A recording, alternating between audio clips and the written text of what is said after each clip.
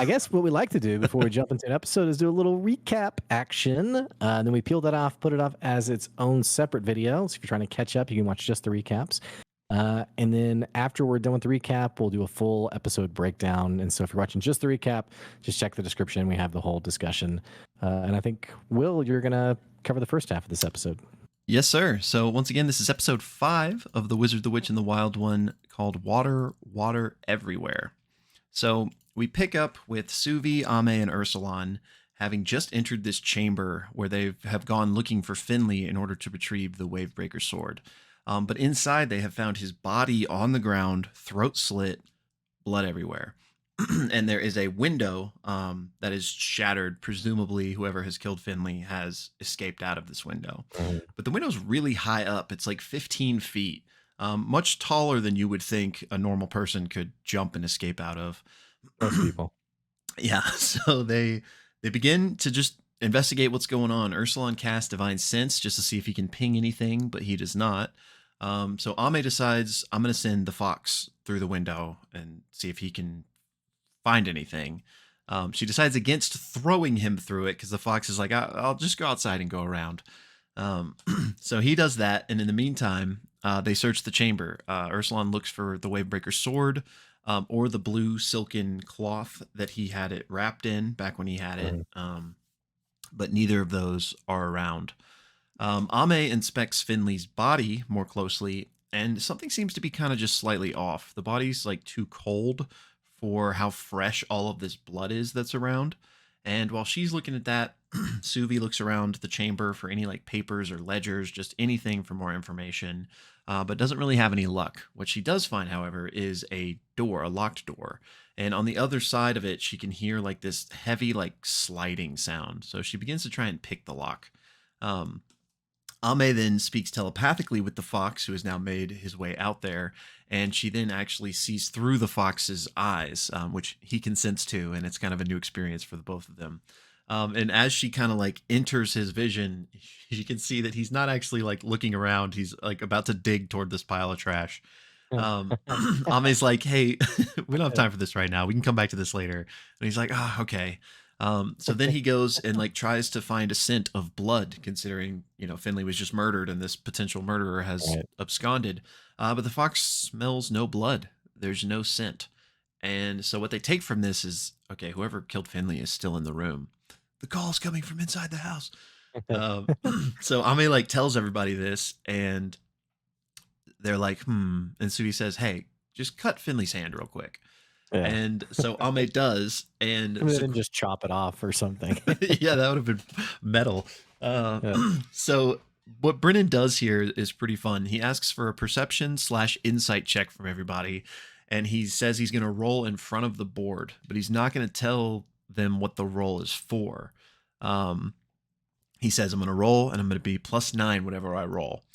So all three of them roll, and Suvi actually gets the highest with a 21. So Brennan rolls, and it's 11 +9 for 20. So Suvi just beats it, and the other two did not beat it. So he describes Suvi hearing this almost imperceptible kind of whine come from the corpse as soon as Ame cuts his hand. So he's still alive, and we roll initiative. So combat begins, and if you're new to us or if you're not, we try to just hit the highlights of combat. This one was quick anyway. But we have Ursulon basically trying to tackle Finley, but he misses. And so Ame then casts her first curse of the campaign and ever for her character, presumably, commanding Finley to halt. And he succumbs to this and is frozen in place by the command. So Suvi's like, well, this is under control. And she goes back to that door she was trying to pick the lock for. But instead of picking it, she just decides, you know what? This is kind of like a worn piece of wood that is the lock. And she just breaks it. So she breaks the lock, opens the door, sees this wardrobe. And inside she sees what she thinks is like a body that's potentially hiding in there. But in addition to that, what she sees is something that sees her back. There's this massive statue of this like golem that is covered in candle wax and covered in candles, staring straight at her. It's 10 feet tall, and the head kind of like swivels as she opens the door. And as this happens, all these candles on its body light, And in a panic, Suvi's like, I cast prestidigitation to blow the candles out. And Brennan's like, you know what? That like shouldn't work, but you know what? Give me an Arcana check. And he's like, it's a DC 20. And Suvi gets a 23. So there's this great moment where the candles all get whooshed out and the golem kind of goes like inert and she just like slams the door back really quick. So don't go in there. Yeah, she's like, nobody go in there. Meanwhile, Ursulon has pinned the frozen Finley to the ground, and Ame has tied his hands together so that he cannot cast any spells. They ask him about the Wavebreaker sword, and he says he doesn't have it anymore. He sold it to Will Gallows. And this name is familiar to Ursulon. It's one he heard a lot back in the day when he was in Port Talon. Will Gallows is basically like the most dangerous man around in the town. The legend is he apparently moved there after he was hanged for treason. Will Gallows is a shadow, a dead man come back to life, is how Finley describes him. So Suvi's like, well, who's in the wardrobe then? And Finley's like, oh, that's just one of my employees. So Suvi goes and checks on them, and this young girl comes out. She's not humanoid. She's got some interesting aspects about her and like this stark white skin. And she introduces herself as Ghost. And Ursulon detects that she's got some fey presence about her. She says, you know what, I'm fine. They ask if she's like a prisoner or whatever. She's like, I'm fine. I work for Finley. I like to work with machines, and I have this ability where things that are magic like become stop being magical when I touch them. So because of that, I can take apart like spell engines easily, and I'm very useful to Finley. She says she can't do it on command though. Finley is like yelling at her, like saying, hey, stop talking to them. Go alert the authorities. Go tell Will Gallows' men that these intruders are here. So Ghost is like, okay, I will go and drop off the message for Mr. Gallows the way we normally do. And the crew is like, well, we're just going to come with you because we need to talk to Will Gallows because he's the one that has a sword. So before they all leave to, follow Ghost, go plant this message, Ame asks about the blue silk that Ursulon had the sword wrapped in and if they still have it. Ghost then goes and retrieves it from the wardrobe and asks Finley, how much should I charge them for this? And he's like, 5 gold, just kind of being ridiculous. And Suvi's like, heck no. But Ame does an insight check, rolls really high, and realizes that if they don't pay for this, Finley's going to take out on Ghost. Like she will have to pay for it out of her wages. So Ame insists that they pay for it. And there's a little bit of a dispute between Suvi and Ame about this because Suvi does not want to, pay Finley, who's this, sleazeball. So Ursulon, kind of sensing and getting in the middle of this dispute, kind of plays peacemaker and says, hey, Suvi, loan me 5 gold and I'll pay it and I'll pay you back. So she kind of reluctantly agrees to this, gives Ursulon the money. He pays, they get the cloak, and then they head out to go follow Ghost, go to this message spot. And I'll let you take it from there. Yeah, so they go, they're traveling basically down the path of this town, and it's been rainy and wet, and there's, naturally just great dialogue with the fox. Anytime the fox is involved, it's great dialogue. And before we get to more of that conversation, they're basically talking to Ghost and just trying to figure out kind of her background and the source of her power and just kind of learn more about her. And they realize very quickly that this is someone who has been essentially through her fair share of trauma, and that her coming to work for Finley is not of positive means. And as they're walking, Suvi's like, hey, have you ever thought about going to the Citadel? And Brennan kind of points out kind of the absurdity of this question for someone of Ghost's esteem or estate or whatever that phrasing is. They basically make it eventually to this fence post or this signpost that has some hanging pots with plants in them, and the plants are all rotted and withered. And Ghost basically shoves a bone into the pot and is like, all right, well, Will Gallows' people will be in touch. That's the signal.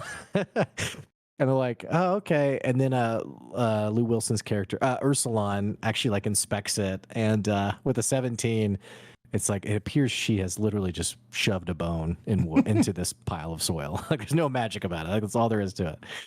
And then also before Ghost kind of moves on to go back to Finley, Suvi kind of pulls her aside and is like, "Hey, I don't really know much, but if you'd want to make your way, if you'd want to go to the Citadel, like they take care of people who know magic, and it might be great for you." And she's sort of unsure and kind of like almost disbelieving the offer, but eventually is like, okay, yeah, like in sort of like this naive excitement is like, okay, yeah, like where do I go, what do I do? And Suvi's like, I'll make a way for you, like go to one of the Azure battalion outposts, and I'll basically put in a good word for you. So Ghost is like, all right, we'll see ya, and leaves. And we had this really strange conversation between Suvi and Ame, where Ame's like, well, hey, like, isn't the Citadel, like, don't they send mages like off to war to die? Like, it's not like she's going to like this glorious, like amazing place. And Suvi instantly is defensive, and not just defensive, is seemingly pissed off by this questioning, and is like, what do you know about the Citadel? Like, how, like, it's really none of your business. And as Ame is sort of like awkwardly trying to be like, whoa, Suvi's kind of like, yeah. It's just it's a strange interaction. It's tense. And finally Ame, yeah, is just like, okay, I'm sorry, that's all right. And Suvi's basically like, here, we're here to figure out what's going on with the sword, with this curse. Like, let's just focus on that. They go back to the signpost. The fox and Ursulon have been chatting, and the fox has been talking about like how great the trip's been. Like, yeah, other than that whole boat thing, didn't really like that, and it's like super wet. They just I can't do it justice. They were just really great. And once they're all back together, Ursulon kind of looks around to see like, is there like maybe like a watch person who's looking for the bone tell. And they essentially see this plaza with lights on that they're like, let's go over there and see, maybe we'll find something. They head that way. They make it to this kind of open area where this plaza is. And there is, and I forgot one detail about Ghost. Ame, looking in her eyes, sees this flash of her background of her being the daughter of a spirit and a mortal. Yeah. It was Ursulon, because he recognized like, that's right, that same thing about himself in her. Yeah, that's right. Thank you. So I forgot that detail, but anyway, so they go to this plaza. Ghost has left, and at the center of this plaza is the statue of two spirits, a man and a woman who are dancing, and the man's face has been vandalized. And so Ame sends the fox up to basically prestidigitation or mending on the face. And naturally, Suvi, still kind of peeved, is just like, what are we doing? Like, why are we messing with this? The fox goes and licks the face where it's been defaced, and the lick begins to repair the face of this statue. And everyone's like, oh, that's so cool. That's really nice. That so much so they don't notice that Ame is on the ground convulsing, like having this vision basically of people fleeing and in terror. And Brennan describes vines that are stretching out and bringing ruin, and then this lance that shatters down from the sky, and basically this face that's being repaired, she sees this face like a light, and I actually don't remember how it ends after that. So that's basically the end of the episode, but then what happened after that? It essentially is the end of the episode. She kind of has this violent vision, and Ursulon like finally turns to see. Oh, yes, and he does lay on hands on her, and as he does it, these vines come out of her and immediately die, which was this cool little flavor bit to it. Yeah. And then anything else after that? Just like that whole thing, Brennan for Ame, he calls for a saving throw, and we do know that she succeeds the saving throw. And she like coughs up like seawater or something. Yeah. It's a cool little thing. I've done that in my campaign. The old cough up seawater technique. Anyway, Classic. that was episode 5 of Worlds Beyond Number, The Wizard, the Witch, and the Wild One. Let's chat about the episodes. If you're watching just the recap, we have the full link below. Will, what'd you think?